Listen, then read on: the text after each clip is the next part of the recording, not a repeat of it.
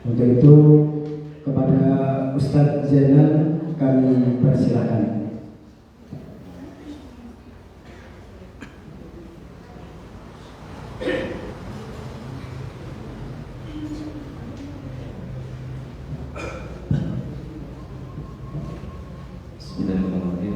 Assalamualaikum warahmatullahi wabarakatuh. Luang sudah malih kan saya dari sarapan nih. Apa poso sawal?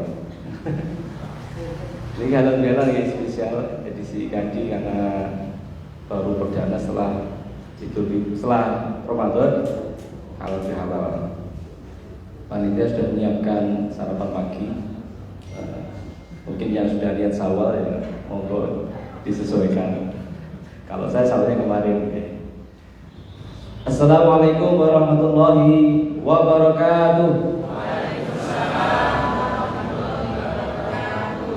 Bismillah, alhamdulillah, wassalatu wassalamu ala rasulillah. Asyhadu an la ilaha illallah wa la syarika lah, wa asyhadu anna Muhammadan abduhu wa rasuluh. Allahumma shalli wa sallim ala nabiyyina Muhammad wa ala alihi wa sahbihi wa mawala wa ba'd.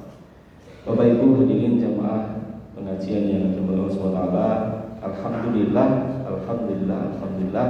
pagi ini spesial kita bisa kembali ke majelis IKD pengajian akhir pagi pekan pertama dan ketiga, bertepatan hari ini tanggal 21 April. Kepada ibu-ibu kita ucapkan selamat hari Kartini. Nah, luar biasa, ibu perjuangannya mendidik anak, kita apresiasi pas hari ini hari Kartini. Banyak bersyukur karena dengan kemajuan pendidikan melalui Kartini hari ini anak-anak kita bisa mendapat pendidikan yang baik. Habis gelap terbitlah terang. Minal zulmati ilan nur. Nah, itu cara bahasa Arabnya nanti. Salam kita haturkan kepada junjungan Nabi Muhammad sallallahu alaihi wasallam. Mudah-mudahan Bapak semuanya kita nanti dianggap mendapatkan syafaat dari baginda Rasulullah Muhammad sallallahu alaihi wasallam, dan selama hidup kita ini dunia bisa memaksimalkan amal-amal yang sudah dicontohkan karena sudah manusia terbaik di muka bumi. Jadi kita harus contoh sekaligus kita yang terbaik. Atas nama pengurus dan pribadi masih jauh melaksanakan Idul Fitri, mengucapkan taqabbalallahu minna wa minkum innal azizul hakim. Mohon maaf lahir batin. Semoga kita ini setelah puasa mendapatkan predikat orang yang bertakwa, dan semua amal ibadah kita diterima oleh SWT. Dan yang terakhir, semoga berjumpa kembali dengan Ramadan yang akan datang. Itu bonus sekali karena Ramadan itu sangat istimewa. Hari ini istimewa juga sebagai dai adalah dari Kesatuan Polres Trenggalek, Ustadz Dedi Mahendra yang berwakil mengisi di pengajian kali Kediri, sebagai bukti bahwa seorang dai tidak harus seorang yang ada di dalam pesantren, tapi di semua kesatuan, apakah di ASN atau di institusi atau di profesional, ada juga dai mengajak orang kepada kebaikan. Nanti saya tidak berpanjang lebar karena materinya adalah beliau, sehingga nanti kita bisa dengar dengan baik, dengan hikmat. Semoga kita bisa mendengar ilmu baru, semangat baru pada Idul Fitri. Syawal itu kan tujuannya ada peningkatan, bukan turun. Ramadannya itu di training selama 30 hari, pasca Ramadan harusnya semakin meningkat. Mungkin itu dari saya, sampaikan singkat. Nanti waktu dan sepenuhnya saya akan berusaha. Demikian, kurang maaf. Assalamualaikum warahmatullahi wabarakatuh.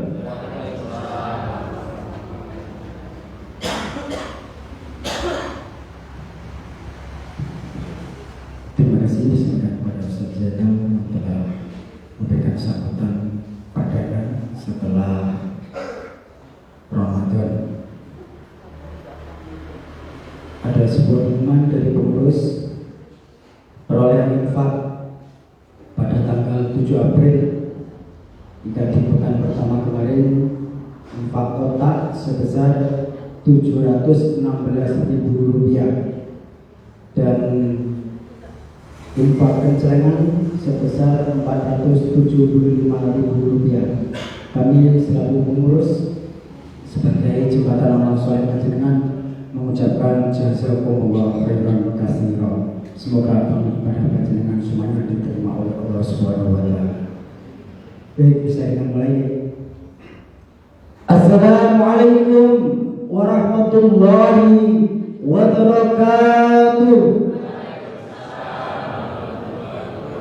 Innal hamdalillahi nahmaduhu wa nasta'inuhu wa nastaghfiruh wa na'udzu billahi min syururi anfusina wa min sayyiati a'malina.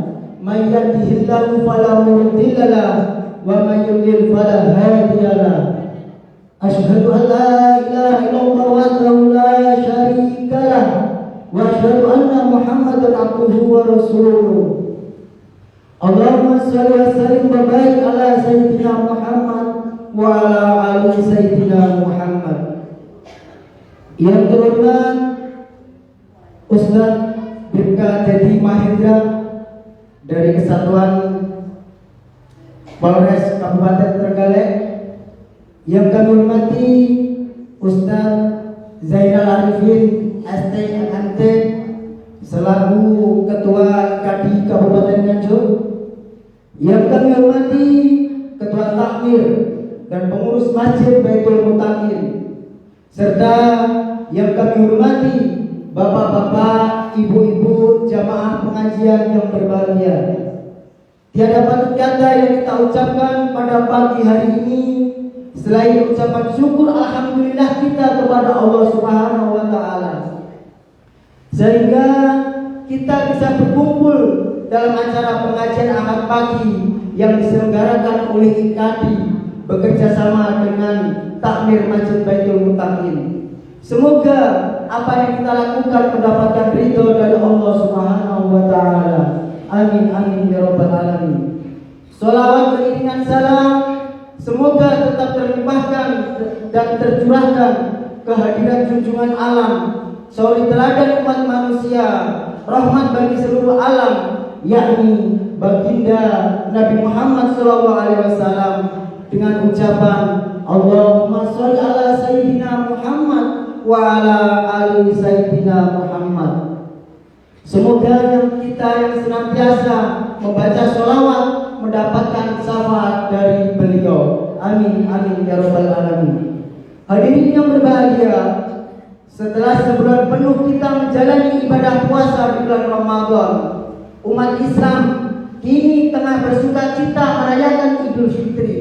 Salah satu tradisi yang lekat dengan perayaan Idul Fitri adalah halal bil halal, yang momentum itu hanya untuk berkumpul dan saling memaafkan. Oleh karena itu, saya atas nama pribadi selaku pengantar acara mengucapkan mohon maaf lahir dan batin. Taqabbalallahu minna wa minkum wa taqabbal ya karim. Hadirin yang berbahagia, sebagai insan yang beriman dan bertakwa, dan dengan harapan semoga acara pagi hari ini diberikan kelancaran oleh Allah Subhanahu wa taala, marilah acara ini kita buka bersama-sama dengan bacaan basmalah. Bismillahirrahmanirrahim. Semoga dengan bacaan basmalah tadi mampu membawa lancar acara kita pada pagi hari ini. Hadirin yang berbahagia, hati manusia laksana tanah yang tandus di pegunungan nan tinggi. Semakin dirawat dan dijaga, disiram serta dipupuk, maka semakin suburlah tanahnya dan akan mudah untuk ditanami. Namun jika tidak dirawat dan dijaga, maka bertambahlah keras dan tanduslah tanahnya. Maka oleh karenanya, marilah kita simak bersama-sama tausiah maudhu'il hasanah yang akan disampaikan oleh Ustaz Bribka Dedi Mahendra dari Kabupaten Trenggalek, dan nantinya akan dipungkas oleh beliau dengan pembacaan doa. Kepada hadirin, kami menghimbau untuk mengikuti acara ini dengan hikmat dan tertib, dan selanjutnya kepada Ustaz Bribka kami persilahkan. Tafadhol Ustaz.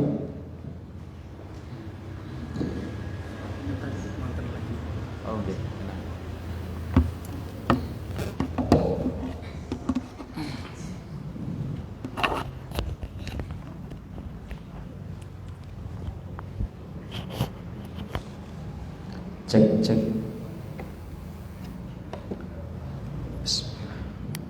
Jenengan kok tegang banget tuh, Bu? Wong kula mboten beto bedil gak nggo apa-apa kok iso tau wegang jenengane. Santai mawon, santai.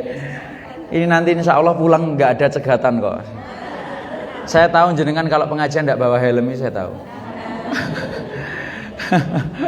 Bismillahirrahmanirrahim. Assalamualaikum warahmatullahi wabarakatuh. Innal hamdalillah nahmaduhu wa nasta'inuhu wa nastaghfiruh wa na'udzu billahi min syururi anfusina wa sayyiati a'malina. Man yahdihillahu fala mudilla lahu wa may yudlilhu fala hadiyalah. Asyhadu an la ilaha illallah wa asyhadu anna Muhammadan abduhu wa rasuluh. Allahumma salli wa sallim wa barik ala sayyidina Muhammad wa ala alihi wa ashabihi ajma'in, amma ba'd. Qala Allah ta'ala fi kitabihil karim, A'udzu billahi minasy syaithanir rajim. Bismillahirrahmanirrahim. Ya ayyuhalladzina amanu kutiba alaikumus siyam.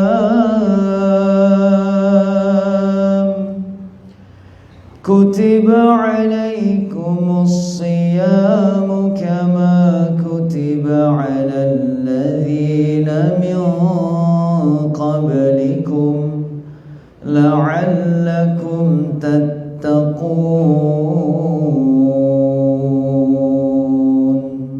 Sadaqallahul azim. Bismillahirrahmanirrahim. Jamaah IKD Tulungagung Nganjuk yang dirahmati oleh Allah Subhanahu wa taala. Alhamdulillah di pagi yang cerah ini Allah izinkan kita semuanya untuk hadir di Masjid napa niki, Pak? Baitul Muttaqin. Masya Allah ya. Temanya sama sebagaimana orang-orang yang puasa itu tujuannya supaya membentuk kita menjadi orang-orang yang bertakwa. Dan masjid kita pagi ini Baitul Muttaqin, rumahnya orang-orang yang bertakwa. Semoga yang hadir di sini semuanya dimudahkan oleh Allah Subhanahu wa taala untuk menjadi orang-orang yang bertakwa kepada Allah Subhanahu wa taala. Amin ya rabbal alamin. Dan alhamdulillah kita semuanya bisa berkumpul untuk mengikuti pengajian pada pagi hari ini dalam keadaan sehat semuanya. Sehat Bapak Ibu? Sehat ya? Alhamdulillah. Sehat itu nikmat yang sangat luar biasa, yang mana kata para ulama, salah satunya Syekh Mutawalli Asy-Sya'rawi, beliau mengatakan bahwasanya sehat itu adalah a'la rizki. Rizki yang a'la itu tertinggi, Pak. Jadi ada adnal rizki, rizki yang terendah itu harta. Ada a'la rizki, rizki yang tertinggi itu adalah sehat. Kenapa harta rizki yang terendah? Karena harta itu tidak bisa kita nikmati 24 jam full. Jenengan punya mobil Innova misalnya, apakah jenengan naik Innova itu terus 24 jam terus-terusan? Kan boten. Kadang yo leren, kadang yo naik sepeda motor, kadang yo tidur kan gitu. Dan kemudian kenapa dikatakan harta itu adnal rizki, rizki yang terendah? Karena untuk menikmati harta itu kita butuh nikmat-nikmat yang lainnya. Salah satunya sehat. Anda punya uang banyak, tapi kalau tidak sehat bisa dinikmati tidak? Anda punya uang miliaran misalnya, tapi qadarullah ada orang yang diberikan miliaran hartanya, tapi dia tidak sehat, bisa dinikmati tidak?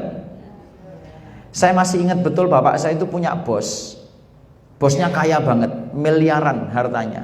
Tapi kemudian karena tidak diberikan kesehatan oleh Allah, akhirnya dia ini hanya bisa tiap hari makan nasi jagung, nasi ampok. Karena sakit. Bayangkan dengan panjenengan dan kita semuanya yang saat ini, mungkin penghasilan kita tidak miliaran per bulan. Mungkin ada di sini yang penghasilannya miliaran? Mboten enten nggih. Ketok wajah melas kabeh ini. Masya Allah, enggak bercanda. Mungkin kita enggak miliaran tiap bulan. Akan tetapi bayangkan, tiap hari kita makan bisa los. Sate kerso panjenengan? Ya, gule, blendrang, ketan soyo, kan? Kemudian apa lagi? Segala makanan kita mau, dan kita enggak kena penyakit yang macam-macam. Makanya hadirin dirahmati Allah Subhanahu wa taala. Harta itu nikmat yang terendah. Karena kita untuk menikmati harta ini butuh nikmat-nikmat yang lainnya. Dan kenapa harta itu dikatakan rizki yang terendah? Karena ketika kita meninggal, kok harta ini tidak dimanfaatkan, maka selesai. Ngoten nggih. Sehat dikatakan oleh Allah a'la rizki yang tertinggi, karena kita membutuhkan rizki yang berupa sehat ini full 24 jam. Betul? Kita butuh 24 jam yang namanya sehat. Coba seandainya jantung ini dihentikan oleh Allah, tidak usah lama-lama, 5 detik saja, atau mungkin 10 detik saja, kita bisa kolek atau pingsan. Gini apa? Bahkan ibadah seperti ini Pak, kalau kita tidak sehat, tidak bisa maksimal. Gini apa? Contoh, biasanya orang-orang yang ibadahnya tidak sehat ketika pengajian kok tidak sehat. Ciri-cirinya biasanya ini, waktu ngaji seret langsung sing digoleki cedek tembok. Itu biasanya ndak sih, karena butuh senden. Terus mari ngono, biasanya pengajian tek entuk 15 menit wis selonjor. Engko siloneh selonjor maneh. Senang. Mergo napa? Asam urat. Terus engko entuk setengah jam, biasanya wis liar-liar. Pemaneh kipas angine adem, situasi juga dingin. Untung AC-ne gak dikakno iki. Lek dikakno iso liar-liar. Ibadah ndak maksimal kalau ndak sehat. Tarawih itu loh, kalau kemarin kita ndak sehat, mesti ndak maksimal. Betul? Haji ndak sehat ndak maksimal. Salat ndak maksimal kalau ndak sehat. Makanya sehat ini Pak, perlu sangat kita syukuri. Bahkan Rasul mengatakan, man asbaha minkum mu'afan fi jasadihi wa aminan fi sirbihi wa indahu qutun fi yaumi faka'annama hizat lahud dunya. Orang itu bangun kok dalam keadaan sehat, dalam keadaan aman, dan dia pagi itu bisa makan, faka'annama hizat lahud dunya. Seolah-olah dunia ini dikumpulkan kemudian diberikan kepada dia. Jadi standarisasi kaya kata Rasul itu sangat sederhana. Pokoknya pagi bisa makan, pagi itu sehat, pagi itu aman, itu sugih. Tapi terkadang kita ini untuk bahagia harus mencapai hal-hal yang muluk-muluk dulu. Betapa banyak di antara kita itu bahagianya harus punya Innova dulu, bahagianya harus punya Alphard dulu, bahagianya harus jadi Kapolres dulu, bahagianya harus jadi bupati dulu, camat dulu, harus punya rumah gedong dulu, harus punya harta yang sekian banyak dulu. Padahal Rasul itu bangun pagi kok bisa sehat, aman, makan, hari itu bahagianya luar biasa. Makanya siapa dari tadi sejak bangun sampai sekarang yang belum senyum, angkat tangan. Sik merengut ae. Coba bisa niki senyum sedaya. Lah ngoten lho Bu, senyum. Meskipun jenengan punya utang, enten sing punya utang banyak. Tapi jangan lupakan, meskipun kita punya utang, tapi ketika diberikan sehat oleh Allah, wajib bahagia. Kan ngoten hadirin. Anda meskipun punya utang, tapi kan sehat. Gini apa ten? Meskipun punya utang, tapi kan aman. Kemarin di tempat kami di Trenggalek itu banjir Pak. Yang daratan banjir, yang pegunungan longsor, ndak aman. Kemudian teman-teman kita di Palestina itu kan ndak aman. Jenengan meskipun punya utang tapi sehat, aman, kemudian insya Allah makan. Itu nikmat makan itu disebutkan sama Rasulullah, karena nikmat makan ini juga penting. Gus Bahak kan sering mengatakan, kita ini ndak punya mobil puluhan tahun bisa hidup, tapi kalau ndak makan seminggu bisa mati. Penting mana mobil sama makan? makan. Tapi betapa seringnya kita tiap hari bisa makan tapi kurang bersyukur. Nggih napa mboten? Makanya alhamdulillah pagi ini semuanya bisa sehat. Itu a'la rizki, Pak. Bahkan jenengan bisa menikmati harta panjenengan, pangkat panjenengan, jabatan panjenengan, istri panjenengan bisa dinikmati, Pak. Itu kalau cobi. Kalau ndak sehat, be bojo wayu kaya apa? Mek dililang-liling tok. Disawang. Mergo gak sehat hadirin. Nggih. Coba pagi ini kita sehat, aman, bisa makan, wajib bahagia. Senyum dulu cobi. Insyaallah. Sambil mengucapkan alhamdulillah.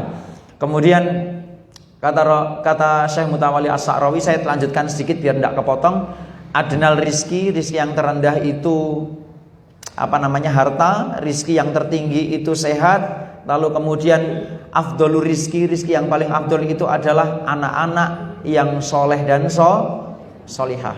Karena anak-anak yang soleh dan solihah itu bisa anda nikmati baik ketika di dunia maupun di akhirat kelak. Panjenengan meninggal kalau punya anak soleh tetap bisa dinikmati. Jenengan hidup nanti ketika sepuh kalau punya anak yang soleh bisa dinikmati. Dan itu nikmat yang sangat luar biasa kalau punya anak yang soleh. Betapa banyak orang-orang yang kaya kalau punya anak tidak soleh, justru siksaan batin, Pak. Siksaan batin betul. Istri saya itu dulu pernah di panti jompo. Itu ternyata, Pak, yang di sana itu banyak orang tuanya anaknya itu kaya-kaya. Tapi kemudian sang anak ini tidak melihat kalau orang tua ini sebagai pintu surga. Luwih milih dititipnya ning panti jompo. Padahal kita tahu orang tua manapun itu lebih nyaman diopeni anake dhewe. Betul? Nggih napa mboten? Tapi kalau anak yang soleh, insya Allah ya, meskipun dengan keterbatasan berupaya untuk gemati dengan orang tuanya. Kemudian ada tamamu rizki yang paling sempurna, yakni ketika Anda hidup dalam hidayah, keimanan, ketakwaan dan nanti mati husnul khotimah dan ujungnya surga. Makanya penting panjenengan di rumah nanti bikin tulisan di kamar. Bukan cuma NKRI harga mati, akan tetapi nopo? Husnul khotimah harga mati. Penting, Pak. Saya pun juga sama. NKRI harga mati itu nomor 2, tapi husnul khotimah harga mati itu nomor 1. Oh, dan hadirin yang dirahmati Allah Subhanahu wa taala. Nggih. Pertama-tama saya ingin perkenalan dulu. Mungkin ada yang sudah kenal? Belum nggih. Tepangaken, nama saya Dedi Mahendra. Asli saya Kediri, Pare, akan tetapi dinasnya di Polres Trenggalek. Memang ditempatkannya di sana, kemudian lebih tepatnya di Polsek Bendungan. Jadi panjenengan kalau ke Tulungagung ada Waduk Wonorejo, itu naik terus ada Polsek Pagerwojo, naik lagi itu ketemu Polsek saya, Polsek Bendungan. Dan kami memang didinaskan di Binmas, Bu. Bimbingan masyarakat, khususnya dai Kamtibmas. Jadi polisi-polisi ini wonten, dai-dai sekarang itu ada. Makanya ada penerimaan sumber santri sekarang. Teman-teman santri-santri yang hafid Quran, yang kemudian punya hafalan Quran, yang jebolan santri bisa daftar, bahkan ada yang dapat kuota khusus. Jadi jenengan gak boleh suudon. Polisi kayak paling bayar ngono dadak ceramah. Kayak kintek piro mbiyen ceramah barang. Tidak semua polisi seperti yang panjenengan bayangkan. Buktinya panjenengan mungkin baru pertama kali ada yang polisi ceramah di sini, nggih? Iya, mungkin juga baru pertama kali jenengan melihat di sekitar Nganjuk di IKD ini polisi yang datang di sini ngaji. Dan insya Allah lah, nanti ke depan kita berdoa semoga banyak polisi-polisi yang bisa dakwah, punya bekal agama yang cukup. Karena apa, Pak? Yang namanya institusi pemerintah, yang namanya pemerintahan, kalau kemudian tidak diisi orang-orang yang ngerti agama, mesti jalurnya, arahnya nanti salah. Paling tidak ketika pejabat-pejabat kita, pemerintah kita diisi oleh orang-orang yang bertakwa kepada Allah, minimal dia akan takut untuk melakukan kemaksiatan, takut untuk takut untuk kolusi, takut untuk nepotisme, takut untuk menyeleweng. Insya Allah. Makanya hadirin dirahmati Allah Subhanahu wa taala, penting untuk kita semuanya mendorong anak-anak kita. Jadi anak-anak yang soleh dan solihah, jadi anak-anak yang ngerti agama, cucu-cucu kita, kemudian dorong mereka untuk jadi apapun. Terserah dia, mau jadi presiden kek, mau jadi Kapolri kek, mau jadi TNI, mau jadi dokter, mau jadi pengusaha, kemudian mau jadi kepala dinas apa saja, terserah. Yang penting kamu bertakwa, gitu Pak. Cita-cita itu harus takwa dulu. Kemudian baru setelah itu mau jadi apapun dia terserah. Terkadang kita ini kebalik motivasi anak-anak ini. Kalau besar nanti jadi guru ya. Kalau besar nanti jadi polisi ya, jadi TNI ya, jadi presiden ya, jadi dokter ya. Tapi melupakan takwanya dilupakan. Harusnya kebalik, gini dulu, nanti jadi orang yang ngerti agama ya. Nanti belajar agama yang benar ya. Baru setelah itu jadi apapun terserah. Karena kalau orang itu ngerti agama, mau jadi apapun profesinya, dia akan tetap takut kepada Allah. Ngoten nggih Pak nggih. Dorong anak Anda untuk belajar agama yang baik, belajar agama yang benar. Setelah itu terserah dia mau jadi apa? Mau jadi polisi, tentara, mau jadi dokter, mau jadi guru, mau jadi presiden. Kalau dia bertakwa kepada Allah, mesti dia nanti profesional. Mesti nanti dia takut kepada Allah. Jadi guru kok takut kepada Allah, tidak mungkin dia bolosan. Jadi guru kok dia takut kepada Allah, tidak mungkin dia nanti malsu SPJ bos. Nggih. Biasanya kan ngoten niku. Nggih napa? Bos diotak-atik. Jadi polisi kok takut kepada Allah, tidak mungkin dia pungli ketika nilang. Nggih betul, Pak? Jadi polisi kok takut kepada Allah, tidak mungkin dia nanti pungli ketika membuatkan SIM. Betul? Jadi polisi kok takut kepada Allah, tidak mungkin dia melakukan hal-hal yang melanggar hukum. Jadi presiden yang takut kepada Allah, tidak mungkin dia melakukan hal-hal yang istilahnya bermaksiat kepada Allah. Dan profesi-profesi yang lainnya. Nggih Pak nggih. Mungkin perkenalannya cukup. Monggo jenengan silahkan kalau mau main ke Trenggalek hubungi kami, insya Allah ada di sini yang asli Trenggalek. Bapak pundi Bu? Karangan. Insya Allah kalau dengan rumah saya Karangan dekat, karena saya di Kecamatan Kota rumahnya Kecamatan Kota, tapi dinasnya di Polres, di Polsek Bendungan. Ngoten nggih Bu nggih. Silahkan Bapak kalau pengen main ke Trenggalek hubungi kami, insya Allah saya berupaya untuk nyambut panjenengan. Pengen nginep mriko nggih, monggo, ruang tahanan saya kosong insyaallah. Lah ning kono rane hotel sing apik, Pak. Ya di Polsek kami ndak ada hotel ya. Adanya hotel ya ruang tahanan ya. Ndak pernah terisi. Saya kenapa kok suka di Polsek Pegunungan? Karena di sana itu kasusnya dikit. 1 tahun itu kadang 1 ngone perselingkuhan. Ya, di Polsek kami itu 1 tahun itu kasus 1, Pak. Itu pun cuma perselingkuhan krono adem Pegunungan. Dadi lek ditinggal bojone rodok suwi ngoten kademen. Nah menika nggih, karena rata-rata di Pegunungan itu jadi TKI istrinya. Jadi wong lanang ditinggal dhewean kademen, Pak. Akhirnya perseling. Nggih. Bapak Ibu-ibu yang dirahmati oleh Allah Subhanahu wa taala, momen pada pagi hari ini adalah momen halal bihalal setelah Ramadan. Saya nanti sampai jam berapa? Nggih, saya biar bisa menyesuaikan. Jam 7:15. Lah kok cepet men? Malah seperempat jam gimana? Setengah jam ya jemaah. Seperempat jam apa gini? Setengah jam apa ya sing tak omong nih? Agak lebih dikit enggak apa-apa ya? Mungkin sampai jam-jam setengah 7. Biasanya setengah 8 ya. Sampai setengah 8. Nanti kalau agak lama kan teman-teman bapak ibu-ibu pun rodok luwe, Pak. Jadi kalau lapar itu makannya bisa nikmat. Nggih, hadirin yang dirahmati oleh Allah Subhanahu wa taala, halal bihalal. Jadi halal bihalal ini adalah budaya yang khas Indonesia. Jenengan kalau cari di Timur Tengah itu tidak akan menemukan yang namanya halal bihalal. Walaupun tidak ada, akan tetapi ini perlu juga dilestarikan. Kenapa demikian? Karena menjadi momentum. Momentum kita untuk kemudian bersyukur karena telah menyelesaikan puasa di bulan Ramadan. Dan kemudian ketika ketemu Syawal itu ada hal-hal dalam halal bihalal yang korelasi untuk menyempurnakan amal ibadah kita. Biasanya dalam halal bihalal itu ngapain, Bu?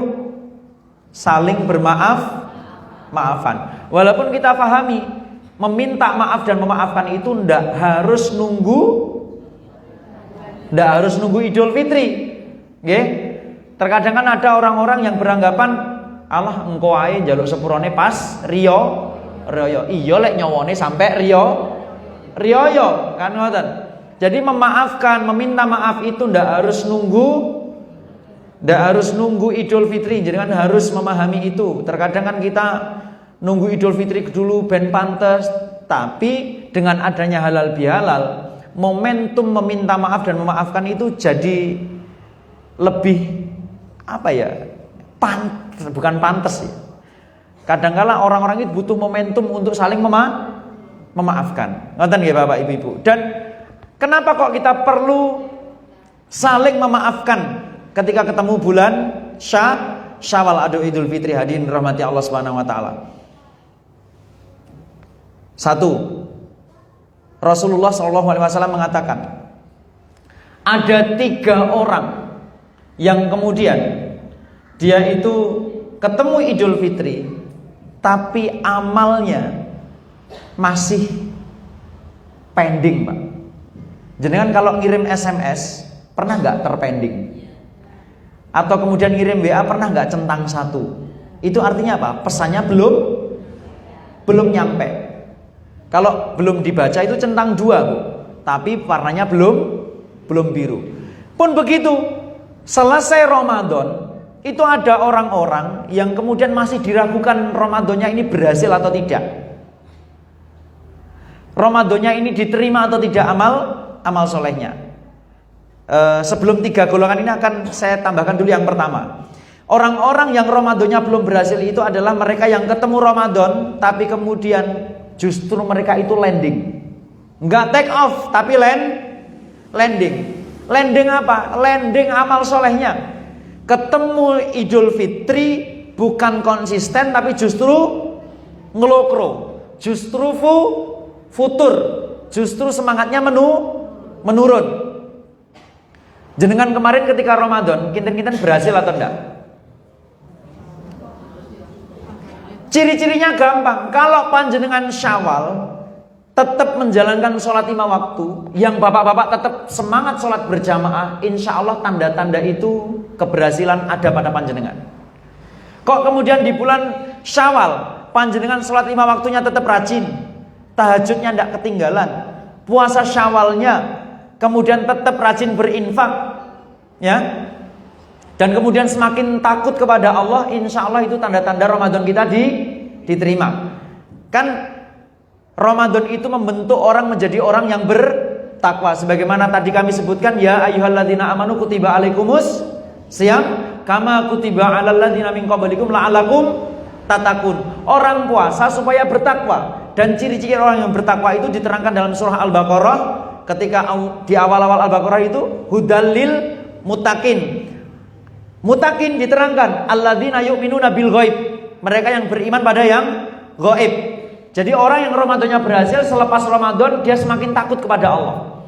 Dia semakin bertakwa kepada Allah, semakin merasa diawasi oleh Allah dimanapun berada, baik sendirian maupun di hadapan orang banyak. Itu yang pertama. Saya cepat-cepat soalnya materi ini seakeh, kemudian waktu ini mek setengah jam. Jadi ini spesial, ngaji ini kok mek setengah jam. Biasanya napa nggih pembukaan ngeten iki, Pak? Mboten nggih. Tadi kan maca puisi sik MCU. Tuwa banget. Kemudian ciri orang yang bertakwa yang kedua adalah yuqimunas shalah.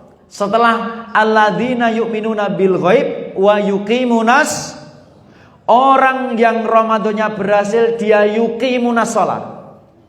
Diksinya pakai yukimuna. Itu berasal dari kata qoma yakumu, artinya mendirikan, berdiri, mendirikan sholat. Bukan hanya sekedar mengerjakan, tapi mendirikan, ditunaikan rukunnya, disempurnakan rukunnya, syaratnya, dan kemudian bapak-bapak berupaya untuk berjamaah. Betapa seringnya kita ketemu bulan Syawal, kemudian mengatakan ini hari kemenangan, tapi ternyata itu bukan kemenangan kita, tapi kemenangannya sinten? Kemenangannya syaiton, Pak. Kemarin kami, Pak, ketika bulan Syawal patroli, kok ojo meneh golek jamaah sholat, golek wong ngadan iki lho kangelan di tempat kami. Di tempat kami seperti itu, padahal ngakunya hari kemenangan. Maka Syawal ini menjadi ukuran. Kok kemudian kita mengaku Ramadan kita berhasil, tapi kaki kita sudah jarang melangkahkan kaki ke masjid, atau kemudian kaki kita sudah tidak ada di saf-saf terdepan, di saf-saf salat berjamaah. Boleh jadi Ramadan kita gagal. Saya katakan boleh jadi loh. Dan ketika kita mendengar seperti ini, jangan digunakan untuk menilai orang lain, gunakan untuk muhasabah diri sendiri. Terkadang ayat dewi kira untuk ilmu, Pak, digunakan untuk nilai orang lain. Adzan berkumandang, Allahu Akbar, Allahu Akbar. Kita ke masjid, tonggone rong di masjid, kalau gagal. Mbah sanduting awake dhewe berhasil. Jangan. Kalau kita punya ilmu, gunakan untuk menilai diri sendiri dan digunakan untuk menasihati orang lain, bukan menghakimi orang lain. Ngoten nggih, hadirin. Coba selesai Ramadan, ayo tetap memakmurkan masjid. Saged nggih, Bapak-bapak? Insyaallah. Allah yang kita sembah di bulan Ramadan dengan Allah yang kita sembah di luar Ramadan itu sama. Itu sama, Pak. Makanya sangat miris Ramadannya berakhir pula sholat berjamaah. Betapa banyak masjid yang mulai sepi ketemu bulan Syawal. Nggih napa mboten? Subuh niku lho, Pak. Tanggal 1 Syawal saya ngimami melengak neng guri. Hanya ada 2 orang jamaah plus kami yang bapak-bapak itu. Naudzubillahi min dzalik. Teng mriki mboten nggih? Pinten soft teng mriki? Napa nggih full? Mboten, ya Allah. Ayo ke masjid. Ya, meskipun Ramadannya sudah dan jangan sendirian, ajak yang lain. Nanti di pertemuan berikutnya akan kami sampaikan tips dan trik metodologi dakwah supaya efektif. Nanti bukan saat ini, di lain lek diundang maneh. Ngoten nggih. Ciri kemudian orang yang berhasil Ramadannya setelah setelah yukimuna shalah wa mimma razaqnahum yunfikun. Mereka yang menyisihkan sebagian harta untuk kemudian tetap berinfak. Yunfikun itu fiilnya fiil mudhari. Fiil sekarang dan yang akan datang. Artinya konsisten. Kalau di bulan Ramadan kita itu terenten itu bahasa Trenggalek artinya rajin. Rajin infak, rajin sedekah. Selepas Ramadan kita juga tetap jadi orang-orang yang konsisten berinfak. Ngoten nggih, Pak nggih? Makanya nanti wah, iki mau wis mubeng iki mau. Gek lali rong tak ngetni sapa sing ra nyemplung iki mau. Ada kota infak muter kok kemudian kita etok-etok gak nggawa duit. Atau kemudian kalau di dompet itu ada 150, 20, 2.000 sing dicemplung nih 2.000, Pak. Ya, enek-enek sing etok-etok turu. Itu tanda-tanda Ramadan kita gagal. Gagal 2.000 kok. 2.000. Padahal ning dompete enek 20.000. Kan ngoten hadirin. Ya. Coba selepas Ramadan konsisten berinfak. Kalau perlu IKD ini bikin gerakan infak subuh. Jamaah ngeten iki, Pak, di pengurus IKD mong. Mboten enten. Pundi teng wingking mong. Pengurus IKD coba Jamaah ngeten iki didumi umplung satu. Kita gerakan infak subuh bareng-bareng. Karena apa? Orang yang setiap hari berinfak itu didoakan malaikat. Doanya bagaimana? Allahumma a'ti munfiqan khalafan. Jadi malaikat itu berdoa. Lek dongane polisi kadang kala gak patek kabul, Pak. Soalnya pokakean suudon jenengan. Aku sik muni kakean jenengan pun matur kakean dosa jarene. Jenengan suudon, Bu. Doanya polisi belum tentu kabul, doanya manusia belum tentu. Tapi kalau doanya malaikat, Pak, karena mereka itu tidak punya dosa, insya Allah lebih makbul. Malaikat-malaikat itu mendoakan ketika pergantian shift, Allahumma a'ti munfiqan khalafan. Ya Allah, berilah ganti kepada orang-orang yang berinfak. Kalau Allah memberi ganti kepada orang yang berinfak itu kira-kira impas atau dilebihkan? Mesti dilebihkan. Jangan yakini itu. Dan celakanya, malaikat juga mendoakan bukan hanya untuk orang yang berinfak, tapi juga untuk orang yang medit. Allahumma a'ti mumsikan talafan. Ya Allah, berilah kepada orang-orang yang medit itu, kepada orang-orang yang ketika kotak infak diputer gak nyemplungi, yang ketika ada kotak infak muter padahal ada uang tapi etok-etok turu itu, ya, talafan. Apa talafan, Pak? Talafan itu artinya bangkrut.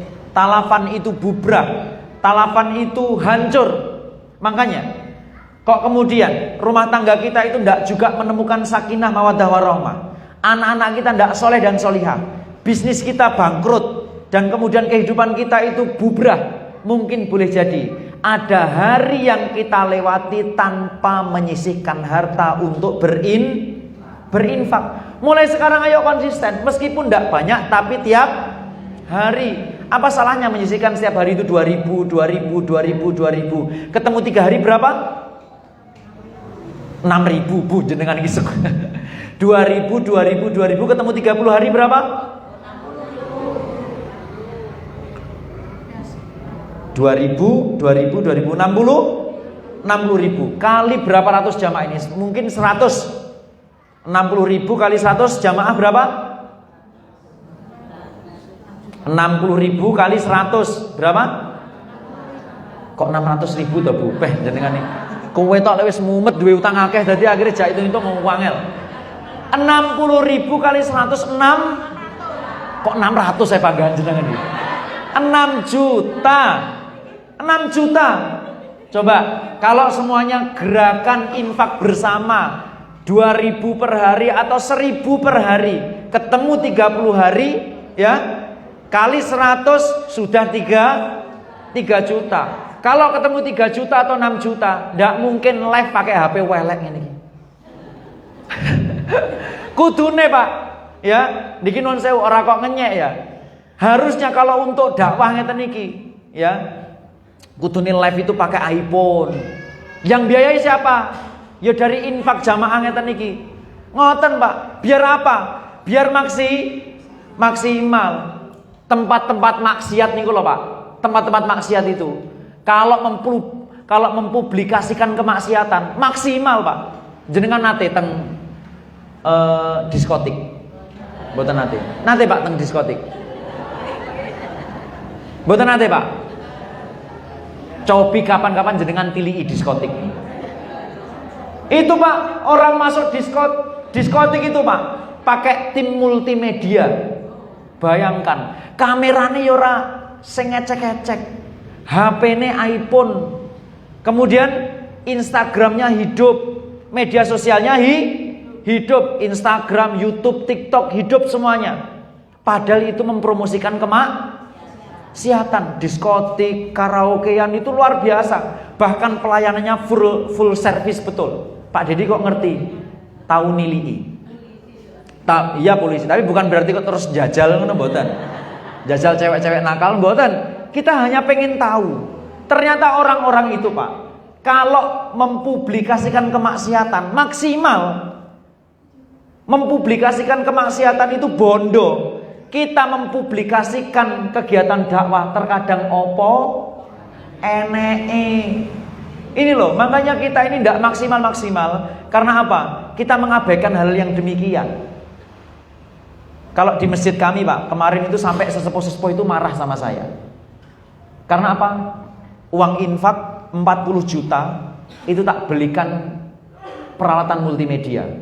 Sesepuh-sepuh kan tidak ngerti terkadang. Iki duit infak 40 juta iki digeopo. Kok tuku kamera, tuku laptop, dibuat beli peralatan penangkap sinyal, dibuat beli mixer, sound system dan lain sebagainya. Terus kami jelaskan kepada beliau-beliau ini. Kalau dulu Pak, orang dakwah itu pakai pedang, betul? Dulu orang dakwah itu pakai surat. Dulu orang dakwah itu pakai kuda. Sekarang orang dakwah itu senjatanya nopo? Handphone. Senjatanya nopo? Kamera. Senjatanya apa? Laptop. Ya, masa kita kalah dengan publikasi orang-orang maksiat itu? Nanti ke depan saya kok diundang lagi di sini, HP ini kudu wis ganti. HP kudu wis ganti. Oh, jamaah samene akeh urunan, insyaallah lah kemput-kemput. Pun toh, jenengan niati tiap hari 2000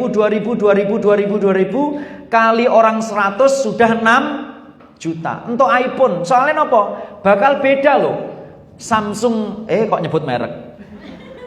HP kayak gini, beda ya Mas ya? Beda, jangan tanya ini. Dan kemudian libatkan anak-anak muda Pak. Di kami itu kalau ngerti ngono mau tak gawakne tukang syutingku. Jadi kami masjid itu punya tukang syuting. Punya tim syuting sendiri, lengkap kameranya, kemudian laptopnya, sound systemnya, terus mixernya itu selalu bawa kemana-mana, bawa sendiri. Syutingnya yo bening, didelok yo enak ning mripat. Ora burek. Dan kalau pakai kamera, laptop itu bisa ngerile kemana-mana. Cukup satu laptop nanti bisa nyambung ke Facebook, YouTube, Instagram sama TikTok. Lek pakai HP ngeten iki mau relay ke beberapa media sosial, ya kudu petang HP. Satu HP untuk YouTube, satu HP untuk Instagram, satu HP untuk TikTok, satu HP untuk YouTube atau Facebook. Kan ngoten, hadirin. Mungkin jenengan bakal mengatakan, apa pentingnya itu Pak? YouTube ini. Apa pentingnya media sosial untuk dakwah? Penting banget Pak. Karena apa? Tidak ada satupun orang sekarang yang tidak punya HP. Ya enggak? Kalau anda kata tidak punya, paling ya segelintir orang. Wong sekarang loh, anak SD pegang handphone bukan? Gitu. Lari SD megang handphone, SMP gawe handphone. Emak-emak bawa handphone enggak? Tansoyo. Wong biasanya mamak niku lho, masak karo disambi ngekakne mesin cuci, disambi nyuci piring, ngono jek sempat update status. Betul? Gitu, ibu-ibu itu loh. Bapak juga sama. Banyak sekarang yang pegang handphone. Tapi kenapa dakwah media sosial ini kadang-kala kita remehkan. Makanya Pak, tidak jarang kenapa di media sosial itu kita kalah. Konten yang keluar itu konten-konten maksiat toh. Karena apa? Banyak orang muslim itu yang terlambat menggunakan media sosial sebagai sarana dakwah. Bahkan ada yang anti. Jenengan anti kok dengan alat. Media sosial itu alat, TikTok itu alat, Instagram itu alat, Facebook itu alat. Tergantung kita mempergunakannya untuk apa. Kalau digunakan untuk dakwah ya sah-sah bahkan baik. Ngoten. Kadang-kala kita anti. Masjid-masjid anti untuk bikin media sosial. Kami Pak, insya Allah di masjid kami itu lengkap. TikToknya ada, Instagramnya ada, YouTube-nya ada. Dan kalau mau ngecek YouTube kami itu ada Narasi Dakwah TV atau Narasi Dakwah Organizer, Narasi Dakwah TV. Itu jangan cek. Masjid kami punya channel seperti itu. Nggih Pak, nggih. Bu, nanti libatkan anak muda. Karena apa? Yang ngerti konteks dakwah kekinian itu anak muda. Sing iso ngene iki live ngene iki cah nom-nom apa cah tuwek-tuwek? Sobi. Saya kalau tanya yang sepo-sepo, "Mbah, jenengan kagungan TikTok, Mbah?" Mboten. Instagram kagungan? Mboten. Paling duwene WA. Ngono ae lek di WA wangel. suwi bukae, di WA saiki bukae biasanya sesepuh kan ngoten. Sesepuh bini sepuh ngoten niku Pak, di WA saiki bukae seso. Di bel angel. Ngoten ya hadirin rahmati Allah Subhanahu wa taala. Balik lagi. Wa mimma razaqnahum yunfikun. Setelah itu hadirin rahmati Allah Subhanahu wa taala. Setelah wa mimma razaqnahum yunfikun, orang-orang yang Ramadannya berhasil, dia semakin atau konsisten tetap untuk berinteraksi dengan Al-Qur'an. Kan gitu dalilnya. Alladzina yu'minuna bil ghaib wa yuqimunas sholata wa mimma razaqnahum yunfikun. Walladzina yu'minuna bima unzila ilaika wa ma unzila min qablik. Setelah Ramadan Qur'annya tetap dibuka. Tapi orang mek dibuka toh. Dibaca. Ya. Kemudian difahami, dikaji dan dipraktek. Betapa banyak di antara kita itu khatamnya setahun pisan. Bahkan kemarin itu ada yang update story akhir Ramadan, alhamdulillah katam neh tahun ngarep. Jadi katamane mek Ramadan. Kalau orang beriman Pak, ya, dia bukan hanya jadi hamba Ramadan tapi hamba Allah. Jangan jadi hamba Ramadan, tapi hamba Allah. Hamba Allah itu apa? Jadi taat itu tidak cuma bulan Ramadan. Selepas Ramadan Qur'annya tetap dibuka. Ngoten Ibu nggih? Kemudian wabil akhiratihum yuqinun. Dengan akhirat dia semakin yakin. Dengan akhirat semakin yakin. Mempersiapkan akhiratnya malah tenanan. Di sini ada yang tidak bakal mati. Semua pasti meninggal. Betul? Semua pasti meninggal. Dan orang yang bertakwa itu dia akan senantiasa mempersiapkan bekal kematian karena dia yakin bakal meninggal. Betapa banyak orang-orang yang di dalam kubur itu Pak pengen balik ke dunia. Untuk apa? Orang kok pengen nyalek maneh. Orang kok pengen ngomset maneh. Bukan kok pengen dagang lagi. Bukan kok pengen jadi jenderal. Tapi apa? Mereka pengen kembali ke dunia. Fa idza jaa ahadakumul maut qala rabbirji'uni la'alli a'malu sholihan. Untuk beramal soleh fima taraktu yang dulu pernah kita tinggalkan. Jadi orang-orang yang di dalam kubur itu Pak nyesel karena meninggalkan amal soleh. Tapi betapa seringnya kita ketika di dunia menyanyiakan waktu kita. Banyak amal soleh yang dulu justru tersia-siakan. Ayo, selepas Ramadan semakin giat untuk GSM. Napa GSM? Golek sangu mati. Ya, nanti dicatat GSM, golek sangu mati. Ayo, ciri-ciri yang Ramadannya berhasil. 1, semakin iman kepada yang gaib, semakin takut sama Allah. Yang kedua, STW, sholat tepat waktu, ya, STW. Lalu yang kedua, infak, ya, inspiring. Infak sedikit tidak apa-apa, yang penting sering. Percuma infak akeh tapi lek mek Ramadan tok. Terkadang ada orang-orang ini bikin santunan yatim, ngene mek 3 wektu, Ramadan, mari ngono Muharram karo Idul Adha. Lha apa fakir miskin yatim luwene mek Ramadan tok. Terus mari ngono Saban dijarno, Syawal dijarno, Safar dijarno. Ya hadirin, kemudian interaksi dengan Qur'annya dan golek sangu mati. Itu ciri orang yang Ramadannya berhasil. Kemudian hadirin rahmati Allah Subhanahu wa taala, yang berikutnya, orang-orang yang Ramadannya berhasil itu adalah mereka yang menghindari 3 hal. Ya ini, 3 golongan yang dimungkinkan amalannya itu kecatat Pak, tapi gurung disetorno. Jadi malaikat ketika Ramadan itu nyatet amal kita. Raqib Atid itu nyatet amal kita. Tapi kemudian ada orang-orang itu amalnya dicatat tapi belum disetorkan kepada Allah, masih terpending. Jadi Rasulullah SAW mengatakan, salah satu ada 3. La turfa'u lahum salatuhum. Ya, tidak turfa'u itu diangkat. Berasal dari kata rafa'a yarfa'u, turfa'u dia itu tidak diangkat. Lahum bagi mereka salatuhum, salat-salat mereka. Ada 3 orang yang kemudian dia udah capek-capek salat, capek-capek taraweh, capek-capek salat 5 waktu, tapi la turfa'u lahum salatuhum. Apa kon bar iki? Sek jam itu ya.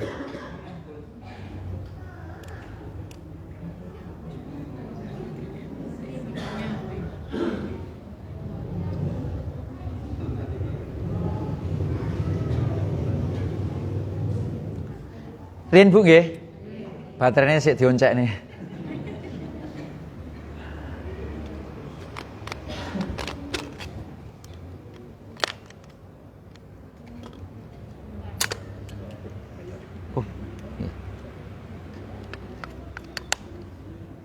Matur suwun.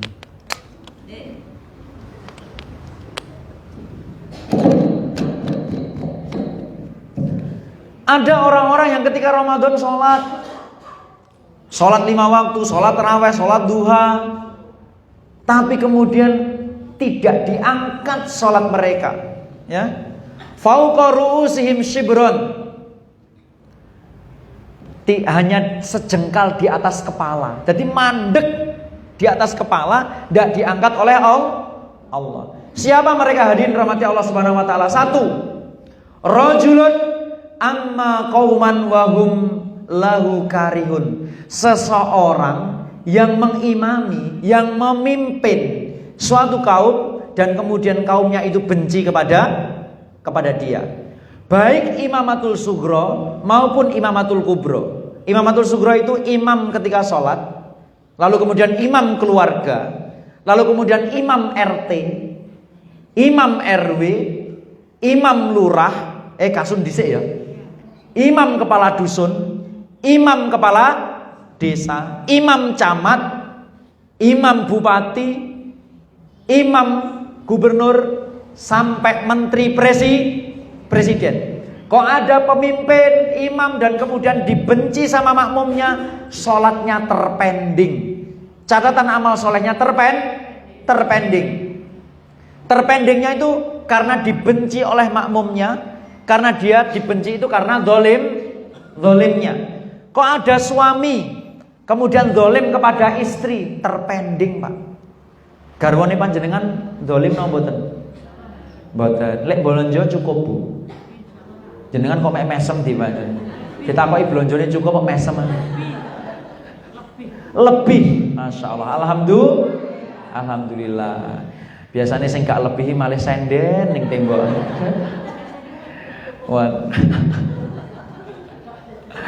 Ada seorang imam dibenci makmumnya karena zalim. Dari mulai imamatul sugro itu imam kecil ketika sholat, ya, ingat kulukum ra'in wa kulukum mas'ulun an ra'iyatihi. Setiap pemimpin nanti akan dimintai pertanggungjawaban Pak atas apa yang dia pimpin, ya. Mulai pemimpin sholat dipertanggungjawabkan nanti. Enek imam kok gak perhatian karo makmum, sholatnya gak keangkat. Sudah tahu imamnya sepuh, sholat 5 waktu, ketoke Al-Fatihah wis meyakinkan. Alhamdulillahirabbil alamin arrahmanirrahim sampai waladhdallin. Sholat 5 waktu. Sudah tahu imamnya sepuh, tapi kemudian alif lam mim. Jenengan saged konsen ketemu alif lam mim. Mungkin sik husnudon, paling Al-Baqarah mek 4 ayat, 3 ayat. Tapi ternyata bablas Bu. Mathaluhum kamathalil ladzi istauqada nara falamma adha'at ma haulahu dhahaballahu binurihim. Kuwi mulai resah no mboten? Duh. Iki dodolan rong payu, imam dawa. Nggih napa mboten? Urung enek sing lara untu, Pak. Iki wis ngerti lara untu, imam kok dawa eram. Kalau sholat wajib ndak boleh panjang. Menyesuaikan jamaah. Balu karo tarawih monggo jenengan panjang. Karena apa? Sholat tarawih itu sunnah dan memang sunnahnya panjang. Dan karena sholat sunnah yang ndak kuat boleh duduk. Kalau sholat lima wajib 5 waktu itu diwajibkan berdiri bagi yang kecuali kalau memang tidak mampu, dia sakit, tidak bisa berdiri. Tapi kalau masih bisa berdiri, diusahakan untuk berdiri. Dan sholat 5 waktu itu tidak boleh panjang-panjang, kudu menyesuaikan jamaah. Karena dulu sahabat ada saking senengnya karo Al-Baqarah, ben sholat 5 waktu itu. Setiap sholat 5 waktu dia sering baca Al-Baqarah.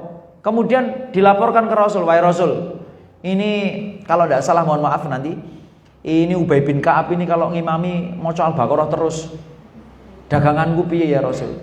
Akhirnya nopo didukani malah karo Rasul. Perhatikanlah makmum. Seorang imam tidak boleh dolim kepada jamaah. Imam sholat, imam keluarga. Jadi kepala keluarga tidak boleh dolim kepada istri. Jadi kepala keluarga orang tahu blonjo, orang tahu nyambut gawe melumah. Dino-dino ki mek cangkruk ning warung kopi. Ya. Jadi seorang suami harus bertanggung jawab. Nyambut gawe sing tenanan, kemudian hak-hak istri itu apa toh, Pak? 1, dapat nafkah lahir dan batin, ya. Kemudian mendapatkan pendidikan agama, dibimbing.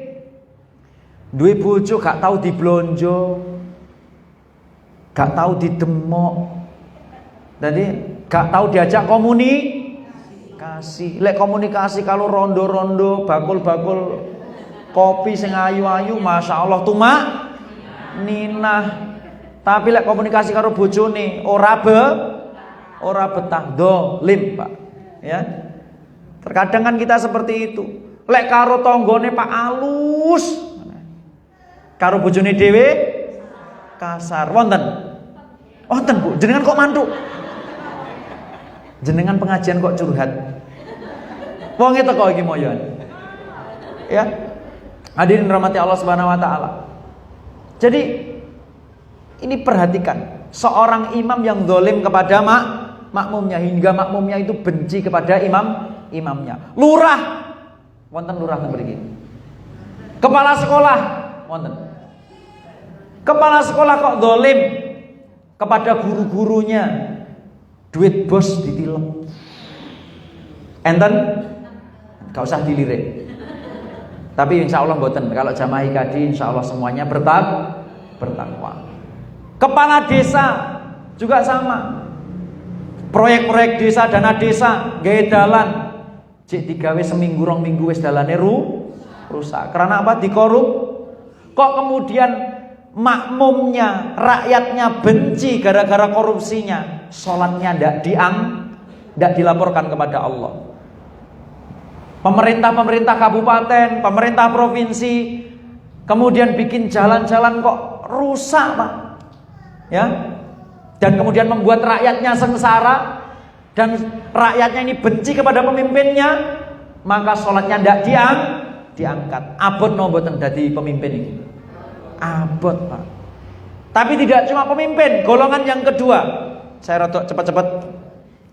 Golongan yang kedua, yang kemudian amalnya hanya dicatat tapi kemudian belum dilaporkan. Siapa mereka? Yakni wa imra'atun batat zaujuha 'alaiha sakhit. Seorang perempuan ya, yang kemudian atau istri yang tidur sementara suaminya marah kepada dia. Gara-gara apa? Seorang istri ini tidak menunaikan kewajibannya yang menjadi hak suaminya. Ada sebab-sebab ini. Ada sebab-sebab kenapa istri ini tidak diangkat atau kemudian suaminya marah. Yang pertama, karena kurang bersyukur. Enten teng mriki, Bu, Pak, enten teng mriki istri-istri yang kurang bersyukur, dikei piro ae kurang. Wonten. Kula tanglet nih kok jenengan sing jawab. Jenengan iki sajae wedi lek terkuak. Pak, wonten teng mriki ibu-ibu sing kurang bersyukur, dikai piro kurang? Wonten? Wonten, Pak? Wonten? Wonten lho, Bu. Kudunge warnane abang kok biru?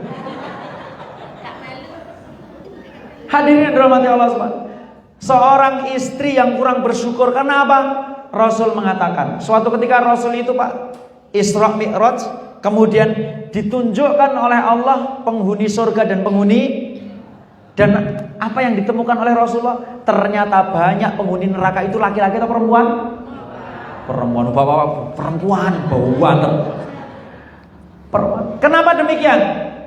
Karena mereka kurang bersyukur kepada suaminya. Suaminya sudah banting tulang, kerja, capek-capek, berkeringat, kepala jadi kaki jadi napa saged. Tapi kemudian diberi berapapun, sang istri kok mek sakmene. Ora kok alhamdulillah duluan, tapi kok mek sakmene.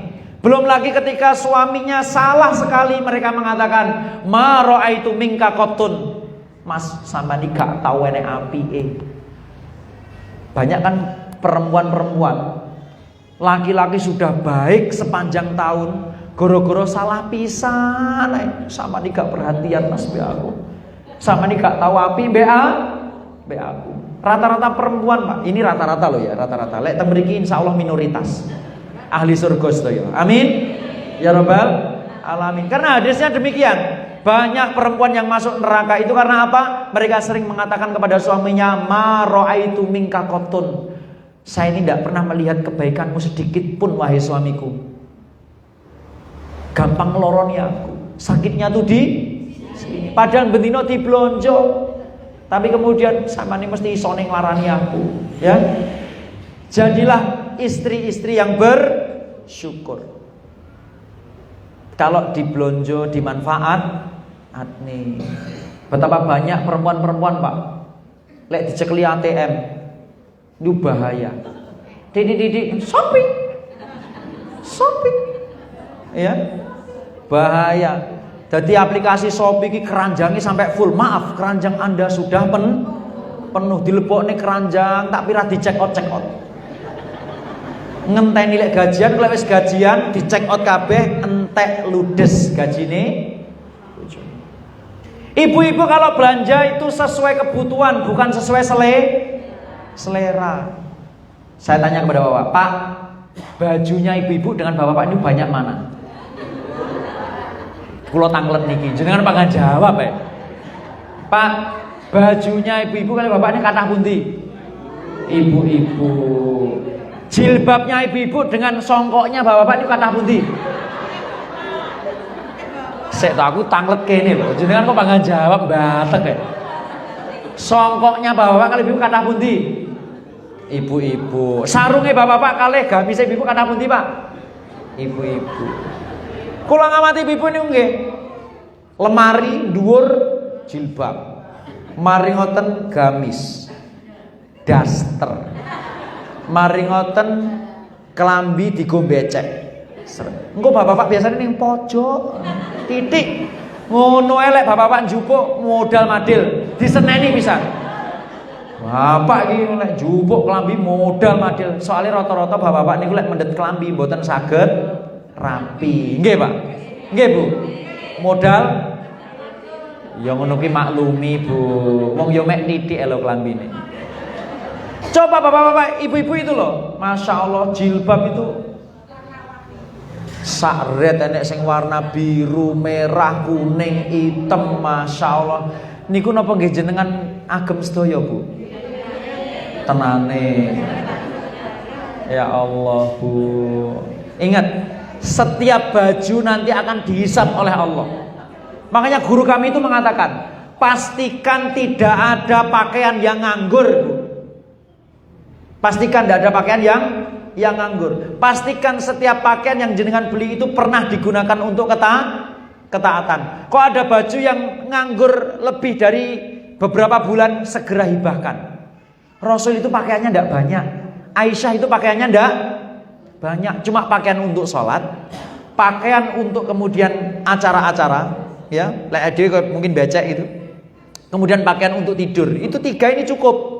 Nek ada kan gak kelambi ke pengajian dhewe. Kambi ke becek dhewe. Kelambi ning pasar dhewe, ya. Kemudian kelambi bodo riyo dhewe. Engko kelambi ge masak, daster bolong-bolong dhewe. Ngene mboten? Iya. Bapak-bapak ini lo simple, kelambi mek saidik ngono tapi fungsi kabeh. Ya, ibu-ibu belanja seperlunya sesuai kebutuhan. Pun begitu, hadirin rahmati Allah, ibu-ibu ini kan bawa wis kita sebutkan nggih bahayanya jadi bapak-bapak itu. Nanti bapak-bapak jenengan salat Anda itu masih tertangguhkan kalau ada haknya ibu-ibu yang masih jenengan dolimi. Dan kemudian ibu-ibu tidak tapi kalau ibu-ibu terima saja insya Allah Pak, tetap diangkat. Kemudian kenapa ibu-ibu ini banyak yang kemudian sholatnya tidak diangkat? Selain kurang bersyukur, karena tidak taat dengan suami. Upayakan Pak Bu, ibu-ibu di sini taat dengan suami, melayani suami. Kadang-kala ibu-ibu ini dolim sama suami. Kalau dengan suami tetangga, orang lain alusnya ndak karu-karuan. Seto aku iki rong mari. Kalau dengan orang lain ketemu ustad, assalamualaikum ustad, waalaikumsalam. Ketemu Pak Lurah nggih ngoten, assalamualaikum Pak Kades nggih. Karo bojone dhewe, kae ndang mangan kae. Semangan borong. Coba lembutnya kita tempatkan. Para istri Rasul itu kalau dengan suami lembut. Teng mriki napa wonten Pak? Sing tukang nyentakan bojo. Wonten Pak? Aku diomongi takok sing kene panjenengan pangga jawab Pak. Wonten Pak? Wonten. Ciri-ciri tiang sing bojone galak niku biasanya gak patek betah ning omah. Betahe ning pos kamling. Betahe ning warung kopi. Ning omah gak betah, nang mulih koyo-koyo duh, petuk lampir neh. Ya, hadirin rahmat Allah Subhanahu wa taala. Ya. Ciri-ciri laki-laki yang biasanya ndak betah sama istri itu, kalau mandang istri tetangga, masya Allah. Kalau mandang istri sendiri, innalillahi wa inna ilaihi. Ngono sing ditambahi Allah maghfir laha warhamha wa'afi wa'fan wa akrim nuzulah. Hadirin rahmati Allah Subhanahu wa taala. Istri upayakan taat dengan suami. Betapa banyak istri-istri itu yang dilaknat Allah karena enggak melayani suami. Bahkan Bu, sekelas puasa sunnah, kalau kemudian bapak-bapak ini ngajak napa? Ya ngajak ngoten. Itu jenengan harus membatalkan. Karena melayani suami itu wajib, puasa Syawal itu sunnah. Ngoten. Beda lagi kalau puasa Ramadan. Awan-awan ngejak ya kebajut. Kemarin soalnya ada jamaah itu Pak. Jamaah perempuan curhat ke kami, Pak Ded, saya tanya, kami berdua ini waktu puasa Ramadan diajak sama suami. Kemudian suami berdalil tidak menaati suami itu neraka. Akhirnya saya membatalkan puasa saya, Pak Ded, ini gimana hukumnya? Yo salah. Karena apa? Ini puasa wajib. Ngoten hadirin. Kalau ibadah-ibadah sunnah dibandingkan ibadah wajib sing dikalahne sing sunnah. Kemudian hadirin rahmati Allah Subhanahu wa taala, kenapa istri itu kemudian tidak diangkat amalnya? Karena bikin suami marah, karena tadi satu kurang bersyukur, yang kedua tidak taat, yang ketiga suka menyakiti hati suami. Hati-hati betul Pak. Hati-hati betul. Jenengan ngeten iki ya, jangan cuma kelihatan cantik ketika pengajian. Kalau bisa di depan suami itu kelihatan cantik ya. Kadang ibu-ibu ini kewalik, lek wae becek dandan wayu. Kalau waktunya pengajian kelihatan cantik, tapi di depan suami apa adanya.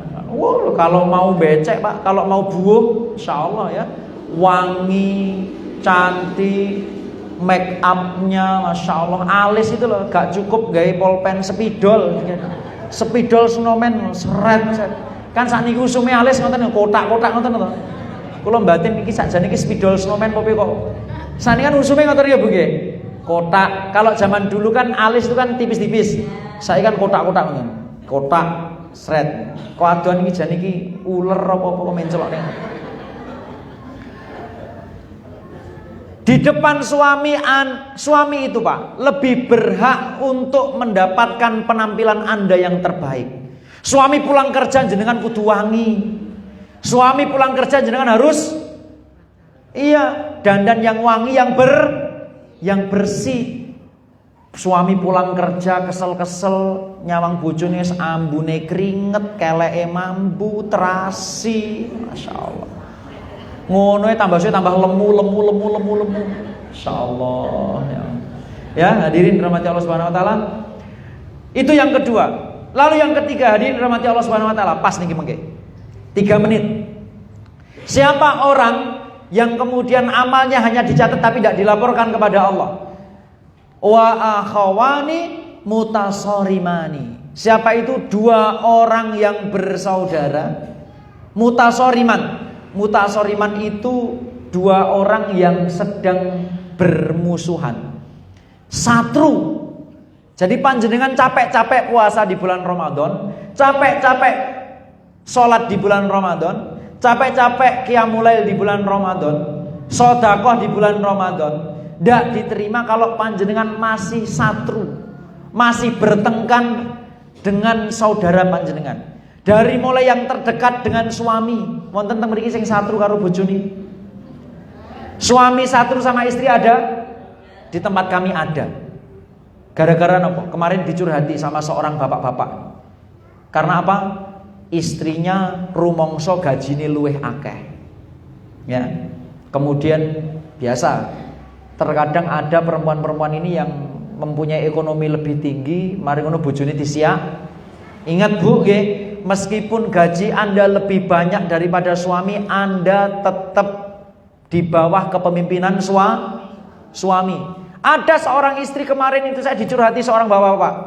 Mentang-mentang gajinya lebih banyak, mentang-mentang yang bangun rumah ini sang istri, mentang-mentang yang membelikan kendaraan ini sang istri, akhirnya suaminya itu disia-siakan, ditundung bahkan.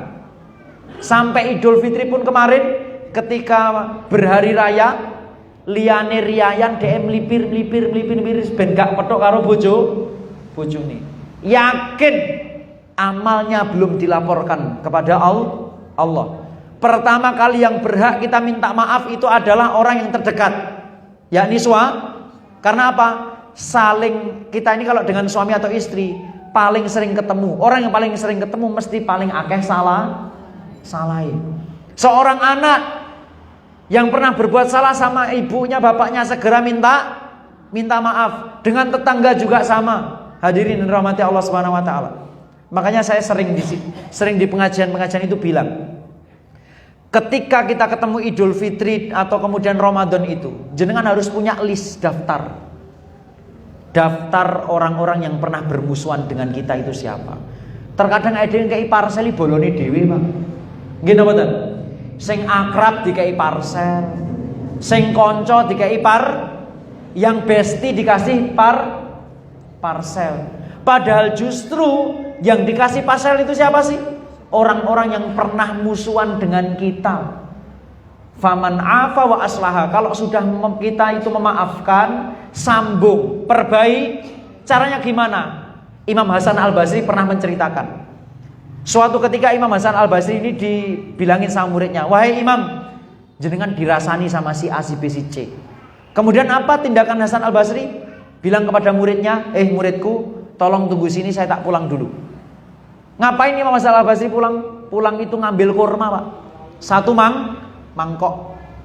Bilang kepada yang lapor tadi, tolong sampaikan kepada wong sing ngrasani aku mau matur suwun. Kemudian bilang ini pemberian dari Hasan Al-Basri. Jenengan kayak ngoten, kalau pernah ketemu orang yang ngerasani panjenengan Atau kemudian orang yang pernah jahat ke panjenengan, masukkan ke dalam list. Kemudian apa? Maafkan dia. Lalu kemudian apa? Beri pemberian-pemberian yang baik kepada dia. Dodok pintune. Dodok, assalamualaikum. Waalaikumsalam. Wonten apa Pak? Masuk daftar kan dia. Niki Pak, parcel saking kula untuk panjenengan Bu. Lah nyapa? Soalnya panjenengan masuk daftar kula niki. Daftar ngomong sing megel nih, jenengan kan riyen nate ngrasani kula. Lah niki masuk daftar, lah jenengan kula sukani parcel supados tobat panjenengan. Ya niki contoh aja ditakoni tenan, malah guyon iki.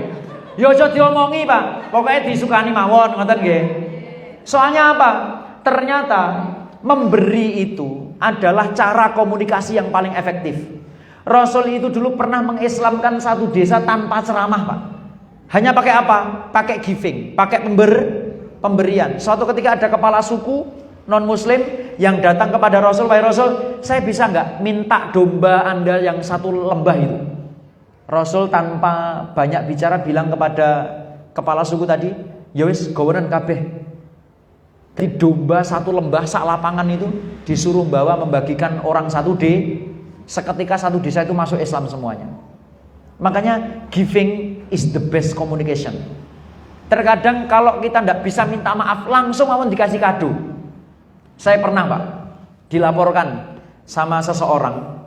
Jadi dilaporkan iki Dedi iki polisi kok dadi takmir. Sakjane aku ya bingung, apa salahe polisi dadi takmir? Kan ngoten. Kemudian Dedi iki polisi kok ajak-ajak donasi. Kan itu saya sering ajak donasi Palestina, ternyata ada orang yang tidak suka. Kemudian saya bilang kepada takmir masjid kami, gak usah dilawan, gak usah dibantah. Nanti lebaran kasih parcel yang terbaik.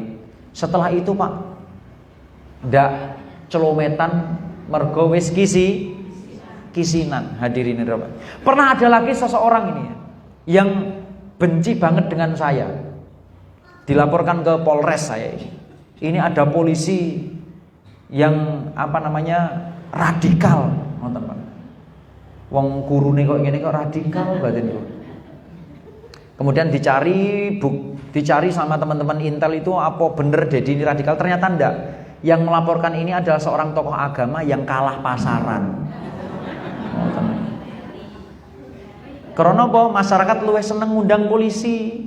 Luwih seneng, kan jarang nggih polisi ngeten iki. Wes ketok gaya. Jenengan pados polisi ngeten iki ya jarang Pak, tapi gak boleh takabur ya, gak boleh sombong. Karena ini dibilangin sama kanit Intel itu, "Dad, ternyata yang lapor ini kalah pasaran. Wong-wong padha seneng ngundang awakmu timbangane tokoh agama ini." Akhirnya amplope kelong. Ngoten Pak. Oh ngoten, nggih sampun Pak kanit Intel. Habis ini saya ndak usah terlalu banyak nanggepi undangan biar beliau bisa berkibar lagi, saya bilang seperti itu. Tapi kemudian saya berazam dalam hati, pokoknya lek petuk kiai iki ning warung aku kudu ngebosi. Akhirnya petuk ning warung A tak disiki bayari, petuk ning warung B disiki bayari, petuk ning warung C disiki bayari. Akhirnya nopo? Setelah itu ben petuke, "Mas Dedi, assalamualaikum." Waalaikumsalam. Soalnya nopo? Karena dengan pemberian itu bisa melunakkan hati seseorang. Jenengan sing satru sama seseorang, datangi, kasih pemberian. Insya Allah hatinya bisa luluh. Ya. Jadi pastikan ketemu Syawal ini kita tidak satru dengan orang, tidak satru dengan orang. Karena apa? Rasul dalam hadis yang lain menyebutkan, sedikit lagi nggih, 5 menit. Pintu-pintu surga itu Pak dibuka ketika hari Senin dan Kamis. Kemudian semua hamba itu diampuni kecuali ada beberapa orang. Siapa itu? Dua orang yang sedang bermusuhan dengan saudaranya. Bayangkan, pintu surga dibuka, pintu ampunan diberi, tapi kemudian ada orang yang tidak diampuni. Siapa ini? Dua orang yang masih bermusuhan. Saya kasih kata-kata di sini, hadirin rahmati Allah Subhanahu wa taala, di bulan Syawal ini pastikan Tidak ada orang yang bermusuhan dengan kita. Dari mulai orang yang terdekat, ya, dari mulai orang yang terdekat. Pastikan di bulan Syawal ini kita bisa saling memaafkan. Pastikan orang-orang terdekat kita sudah tidak ada permusuhan dengan kita. Pastikan tetangga kita tidak sedang bermusuhan dengan kita. Pastikan teman sekantor kita tidak sedang bermusuhan dengan kita. Pastikan saudara-saudara kita, kawan-kawan kita tidak sedang bermusuhan dengan kita. Dan kemudian kalau masih ada permusuhan, ada satru, segera saling meminta maaf dan memaafkan. Saya ingatkan, meminta maaf dan memaafkan itu bukan perkara siapa yang salah, siapa yang benar, siapa yang menang, siapa yang kalah. Terkadang kita menganggap yang meminta maaf itu pihak yang kalah atau pihak yang salah, sementara yang memaafkan adalah pihak yang dianggap benar dan menang. Padahal perkara memaafkan dan meminta maaf itu bukan perkara siapa yang menang, siapa yang salah, siapa yang kalah, siapa yang salah, siapa yang benar, tapi memaafkan dan memaafkan itu perkara menunaikan perintah Allah dan ketenangan hati. Ngoten nggih? Jadi perkara memaafkan dan meminta maaf itu bukan tentang siapa yang menang, siapa yang kalah, siapa yang benar, siapa yang salah, tapi perkara ini menunaikan perintah Allah dan ketenangan hati. Coba seandainya kita masih satru, masih bermusuhan dengan seseorang, dan kemudian kita bertemu ngoten, hati kita tenang enggak? Satru mari ngoten salat jejer, Pak. Allahu Akbar. Delala sing disatroni jejer wae salat Jumat. Mesti batin. Lah iya, salat Jumat kaya jejer. Wong iki trukok iman Allahu Akbar. Ngerti ngono ora ning masjid iki, aku ya Allah, pedhok wong iki urung halal biala. Hadirin yang dirahmati Allah Subhanahu wa taala. Nggih. Perhatikan. Jadi upayakan ketemu Idul Fitri ini semuanya sudah saling meminta maaf dan memaafkan. Karena ini perkara menunaikan perintah Allah dan ketenangan hati. Dan singkirkan ego, singkirkan rasa sombong. Karena kita ini sulit meminta maaf dan sulit memaafkan itu juga karena rasa angkuh, rasa sombong dan egois. Singkirkan itu. Nggih Pak nggih? Insyaallah orang-orang yang saling meminta maaf dan memaafkan amalnya diterima oleh Allah Subhanahu dan mendapatkan ampunan dari Allah Subhanahu wa taala. Amin ya rabbal alamin. Demikian yang bisa kami sampaikan dan saya ingin pertama kali di sini silaturahim kita tidak putus. Nanti tolong bisa simpen nomor WA saya. Siapa tahu saya nanti pas ke Nganjuk bisa saling berkabar atau jenengan yang ke Trenggalek kita saling bisa berkabar. Ngoten nggih Bu nggih. Jenengan kersa nggih monggo, mboten kersa mboten napa. Tapi jangan sampai WA lek pas wayahe ketilang. Jangan sampai WA lek pas wayahe gawe SIM. Terkadang ngomongi ngoten lho Pak. Butuh ae dhewe iki lek wayahe ketilang. Pegel aku iki. Lek wayahe seneng gak dikabari, lek wayahe senep ngabari. Sajane jenengan iku lek ketilang niku saged lho Pak. Ada tips loh supaya ndak ketilang itu. Ada tips. Jenengan mboten pirsa. Ada tips loh sebenarnya buat panjenengan ini supaya apa? Ketika ada momen wonten 21, wonten razia kok ndak ketilang. Jangan mau saya kasih tahu. Tapi aja omong sapa-sapa loh ya. Jangan. Jadi dalam pasal 44 KUHP itu diterangkan orang yang tidak terjerat hukum itu adalah orang yang sedang dalam keadaan gangguan. Jadi misalnya ada polisi razia, ya, ada polisi lalu lintas, ya, berjajar di jalan, mau ngerazia kendaraan panjenengan, oh, wis cuma kui tipnya, kui lek jenengan betah isin, ya. Tapi ada yang mempraktekkan Pak, betul. Teng kecamatan kami itu ada orang yang dari kecamatan Bendungan itu udah ndak pakai helm, rambutnya digrewok-grewok, kelambine compang-camping, mari ngoten pakai sepatu sisian, ngoten nggih. Celonuan pendek, Nggih colonan pendek iki lho, kataan pendek sepaton terus mari ngoten nggih ngomong gak jelas, polisi ora wani nyegat. Mene jenengan praktekkan mungkin nggih. Mungkin bisa di save supaya silaturahmi kita ndak putus. 081 217 335 292. Saya ulangi lagi 081 217 335 292. Nanti kalau pengen silaturahim lanjut monggo silahkan jenengan japri. Engko sing butuh mantu polisi soleh kanca kula kathah. Insyaallah nggih. Iya, mboten.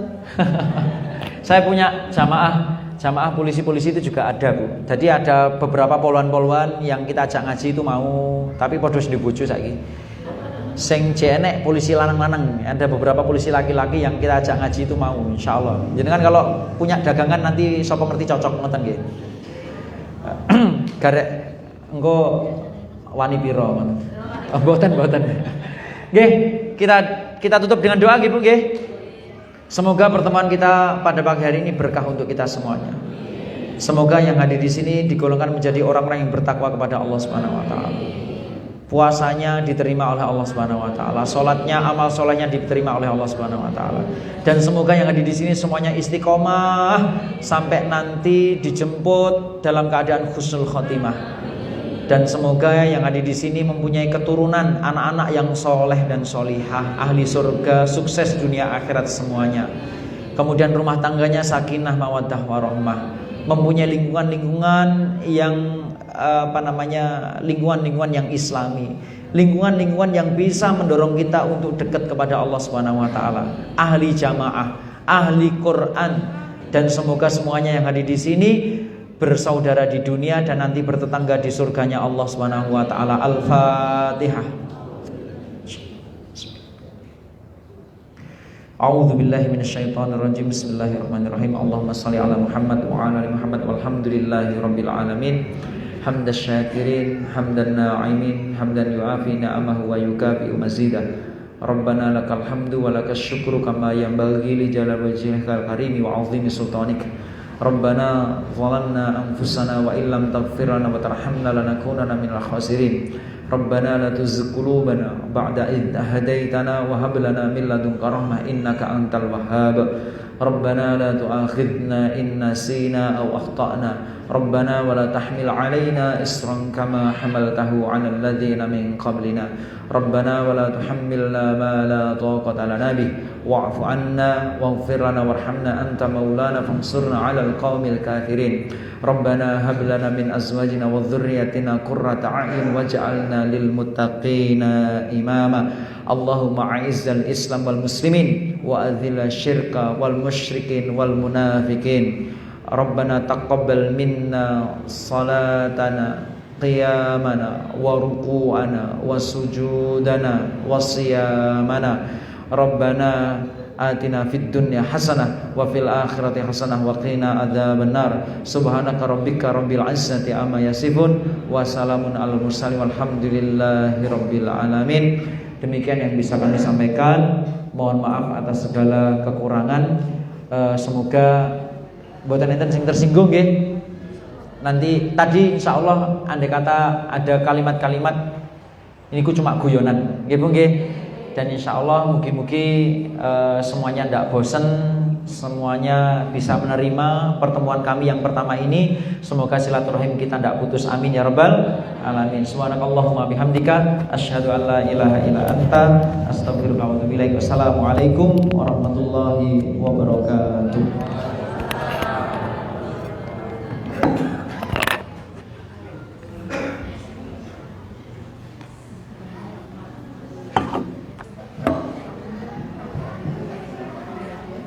Terima kasih kepada Ustaz Brigade di Mahendra.